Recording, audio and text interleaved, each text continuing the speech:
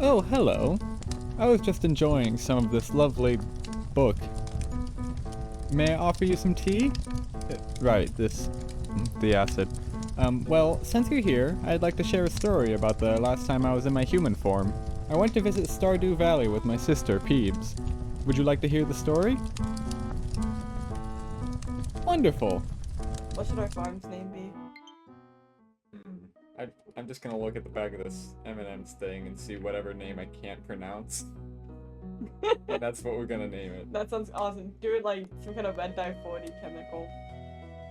Hydrogenated farms. How do you say that? With hydrogenated farms as our new home, it was natural to start asking some philosophical questions about ourselves, such as our identity and would you pull the trigger on the current president if given the opportunity?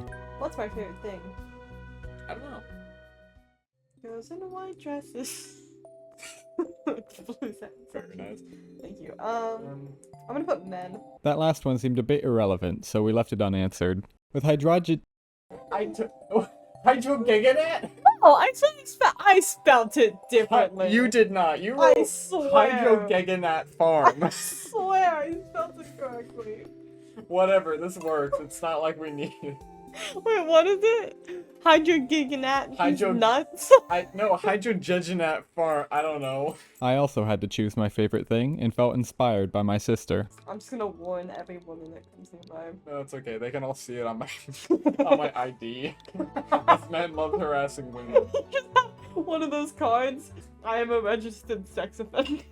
Shoot, wrong card, my bad. So you like wear it proudly on your shirt. No, you're strutting into town. That'd be so bad. Now that we've come to this new town, we wanted to start taking advantage of it as soon as possible.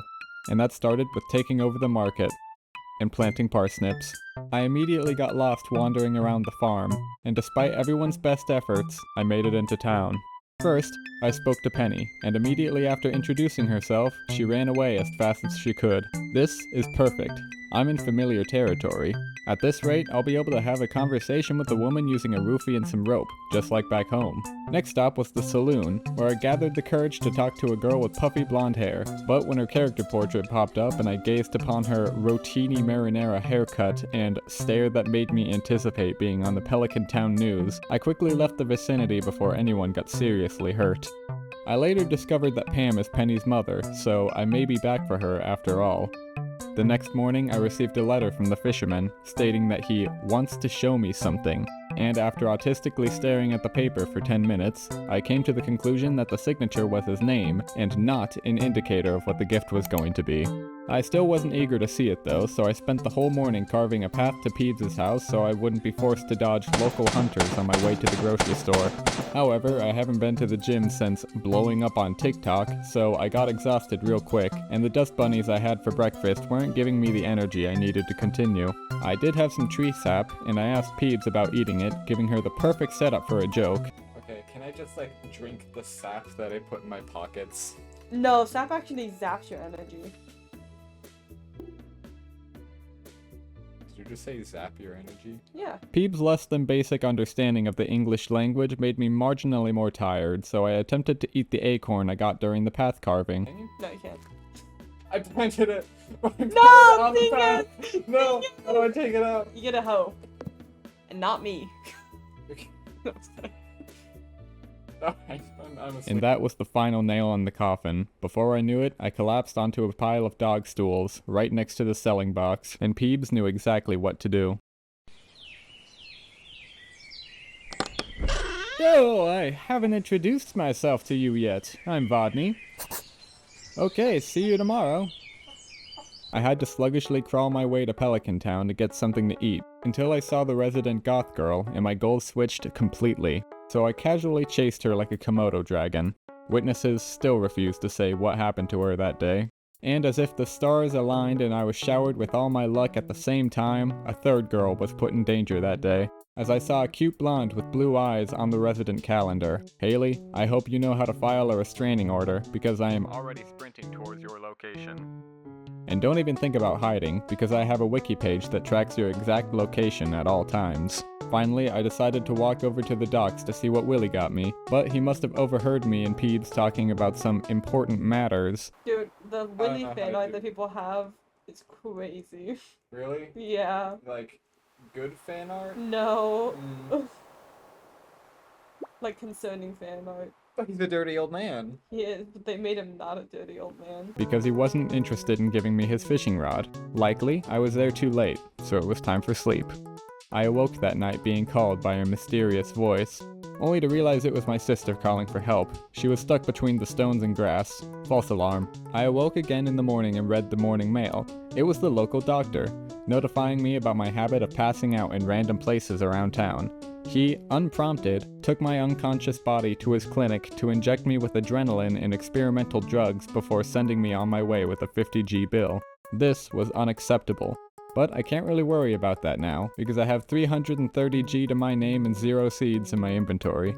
So I went to Pierre's, which was closed on Wednesday. As soon as I was about to provide free window cleaning to my new friends, I saw a post on the Help Wanted board.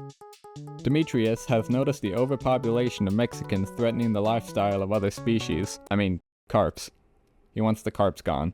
And as a man with no fishing experience or equipment, I knew it could only be up to me to save the rivers of Stardew Valley. I then spoke to Shane, who mentioned he was thirsty. I quickly notified Peebs of the good news and went on my way to Willie.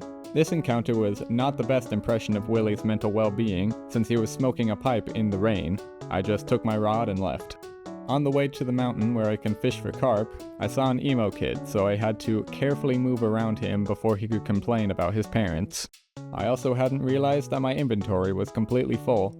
Additionally, my anal cavity was still recovering from smuggling marijuana on the bus, so that was a no-go as well. I went back home, crafted a chest, put my stuff away, and did a line of cocaine before jumping back into the river to beat up some carp. Midway through, me and Peebs talked about some of the locals. She said that she wants Robin's husband. I told her that was very inappropriate, but I also want Robin, so we agreed to discuss a plan later on. Then, my arm hairs stood up and my heartbeat quickened. It was nearly 2 a.m. I had to get home before the doctor gets to me.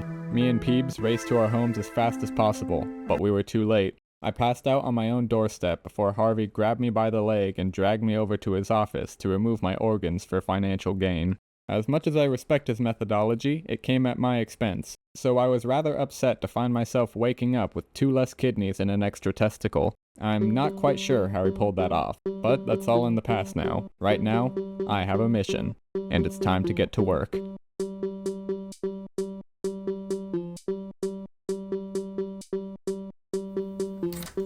Walking on a Sunday morning, carrying a breeze. I stop to smell the flowers and I take in all the trees.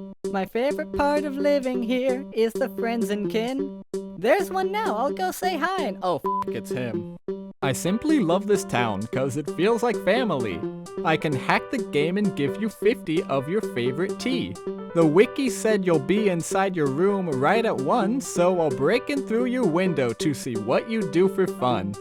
Here's a message for the man in black and blue apparel.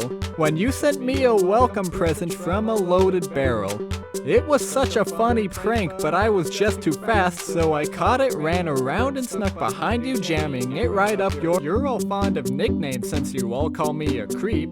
Then creep must stand for charming, righteous, just for all my peeps. Entertainment for the kids, so I make everybody laugh, and empathetic for the problems that I think you have. Most of all though, when I know you think when you all sleep, the P, it stands for party person. Finally, that's creep. Anyway, that was a fun time. I hope to go back there someday. Whoops. Well, I better go. Bye.